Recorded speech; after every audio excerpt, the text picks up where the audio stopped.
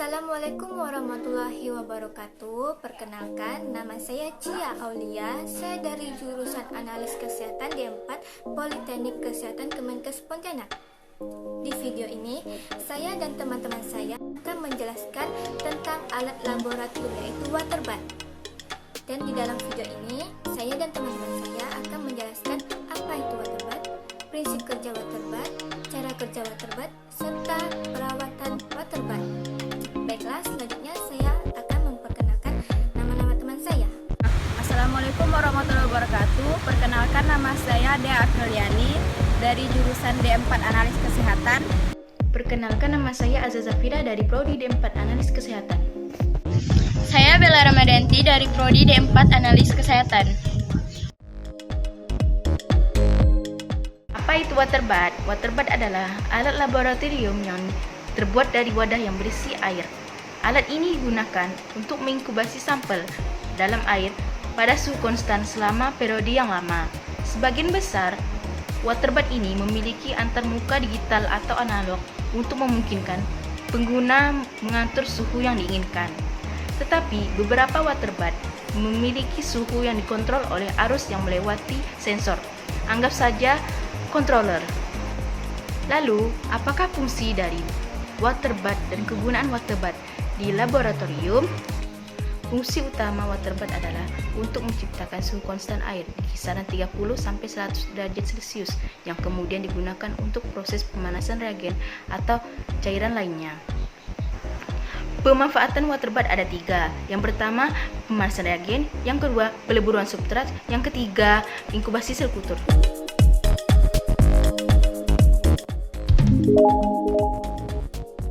Terdiri dari yang pertama adalah penutup waterbath. Di dalamnya terdapat tempat untuk meletakkan zat atau larutan yang ingin dipanaskan atau diuapkan. Di bawahnya terdapat heater. Ini. Tombol power. Kemudian tombol start, stop, mode, AT, dan DSP. Kemudian terdapat layar digital, kemudian ada lampu timer dan heater, ada tombol untuk mengatur suhu atau range suhu. Kemudian ada colokan, dan yang terakhir ada tempat pembuangan air setelah waterbath selesai digunakan. Baiklah, saya akan melanjutkan penjelasan tentang waterbath. Secara sederhana, prinsip atau cara kerja waterbath adalah mengubah energi listrik menjadi energi panas. Energi panas ini disalurkan ke air pada bak, yang kemudian akan digunakan untuk memanaskan larutan utama. Pada setiap waterbath sudah dipastikan terdapat sensor suhu untuk memonitor suhu air pada bak.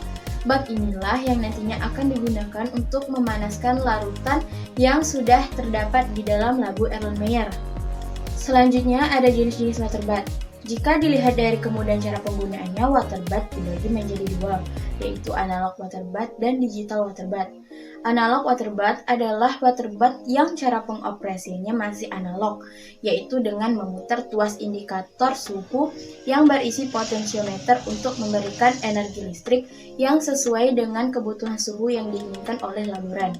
Sedangkan digital waterbath adalah waterbath yang sudah terdapat petunjuk parameter atau display, yang tentunya akan memudahkan laboran untuk mengatur suhu yang diinginkan. Selanjutnya, jika dilihat dari banyaknya bak pada waterbath, maka waterbath dikelompokkan menjadi 2, yaitu single chamber waterbath dan multi chamber waterbath. Single chamber waterbath memiliki makna bahwa pada waterbath tersebut hanya memiliki satu bak saja, sedangkan multi chamber waterbath memiliki jumlah bak lebih dari 1, yaitu bisa 2 atau 3. Kelebihan multi-chamber waterbath ini tentunya kita bisa menggunakan 2 bak yang berbeda dalam waktu yang bersamaan dengan suhu yang berbeda. Tentunya, multi-chamber waterbath ini lebih mahal daripada single chamber waterbath. Selanjutnya, jenis alat berdasarkan media pemanas. Yang pertama ada tangas air. Jika media pemanas adalah air, maka wadah bahan yang akan dipanaskan haruslah terendam air. Yang kedua, tangas uap. Jika media pemanas adalah uap, maka wadah bahan yang akan dipanaskan tidak boleh terendam air. Yang ketiga, ada tangas minyak. Jika media pemanas adalah minyak, maka suhu yang dapat digunakan untuk pemanasan antara 170 sampai 200 derajat Celcius. Yang terakhir ada tangas pasir. Jika media pemanas yang digunakan adalah pasir, maka suhu yang dapat digunakan untuk pemanasan lebih dari 200 derajat Celcius. Oke, saya akan menjelaskan cara kerja dari water bath atau cara penggunaan water bath. Yang pertama, buka penutup water bath dan isi dengan air suling atau dengan air aqueduct. Sebisa mungkin hindari penggunaan air sumur atau air PDAM agar terhindar dari korosi pada chamber water bath. Dan selanjutnya, perhatikan air terisi secukupnya, tidak kekurangan dan juga tidak berlebihan. Yang kedua, siapkan tabung yang berisi larutan yang ingin dipanaskan dan kemudian masukkan tabung ke dalam chamber water bath. Dan pastikan tabung terendam 1 atau 2 cm pada air water bath. Yang ketiga, hubungkan water bath pada sumber daya listrik dan tekan tombol power on pada water bath. Yang keempat, lakukan pengaturan suhu pemanasan sesuai dengan kebutuhan dan lakukan juga pengaturan waktu pemanasan.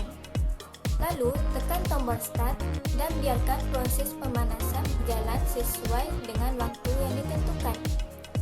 Yang kelima, setelah proses berakhir, tekan tombol stop dan angkat tabung yang berisi larutan menggunakan penjepit tabung atau alat safety laboratorium lainnya. Yang keenam, kosongkan water bath jika tidak digunakan lagi. Berhati-hati ketika membuang air dari pipa outlet. Dikhawatirkan masih panas dan membahayakan sekitar. Dan yang terakhir, tekan tombol power off dan cabut sumber daya listrik pada water bath jika tidak digunakan lagi dalam jangka waktu lama. Dan tutup kembali chamber agar tetap bersih.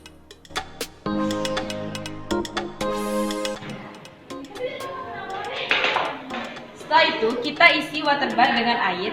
Jangan menggunakan air sumur, gunakan air suling karena dapat menyebabkan korosif. Setelah water bath terisi dengan air, masukkan larutan ke dalam water bath.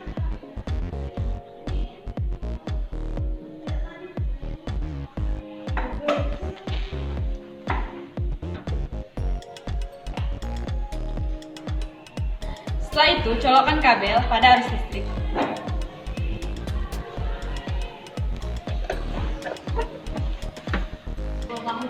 Setelah kabel terhubung dengan stop kontak, kita beralih ke layar digital water bath.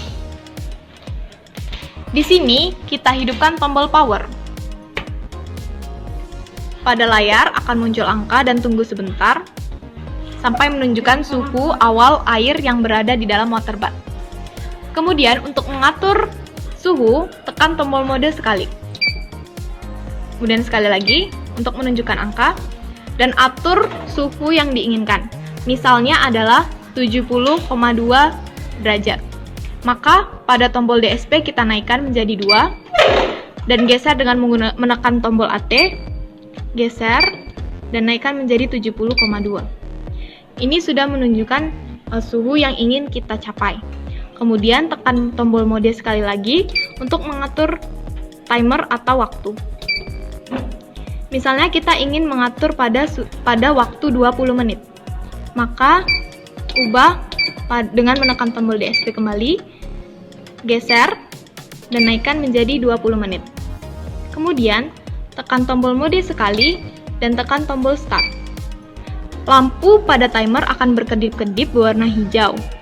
Itu artinya alat mulai bekerja. Pada tombol ring di sini kita putar hingga lampu pada ring berwarna merah. Seperti ini. Turunkan reng suhu sampai dengan tidak ada lampunya berwarna merah lagi. Tekan tombol stop untuk mematikan. Kemudian tekan tombol power untuk mematikan alat. Setelah itu, cabutkan kabel pada stop kontak.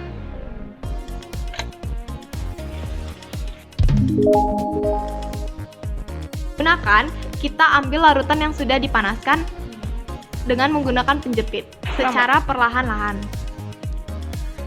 Letakkan di bawah dan kemudian ambil lagi yang satunya.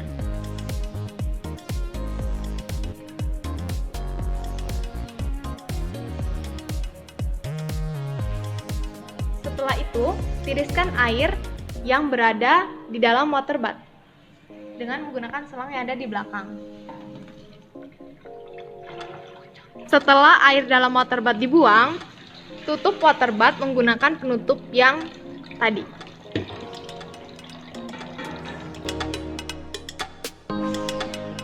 Oke, selanjutnya saya akan menjelaskan tentang cara perawatan water bath. Yang pertama, sehabis digunakan, water bath wajib dibersihkan menggunakan lap kering. Yang kedua, tombol kontrol tidak boleh terkena air karena akan dapat menyebabkan tersengat listrik dan water bath menjadi cepat rusak. Yang ketiga, perawatan pembersihan water bath dilakukan kurang lebihnya 2 bulan sekali. Yang keempat, pastikan water bath dalam keadaan tertutup apabila tidak digunakan. Yang kelima, apabila tidak digunakan dalam jangka waktu yang panjang, sebaiknya water bath dikosongkan. Dan yang keenam, gunakan penggunaan air suling atau aquades untuk mencegah terjadinya korosif. Baiklah teman-teman, sekian dari video kami, semoga bermanfaat dan maaf masih banyak kekurangan. Terima kasih yang sudah menonton dan wassalamualaikum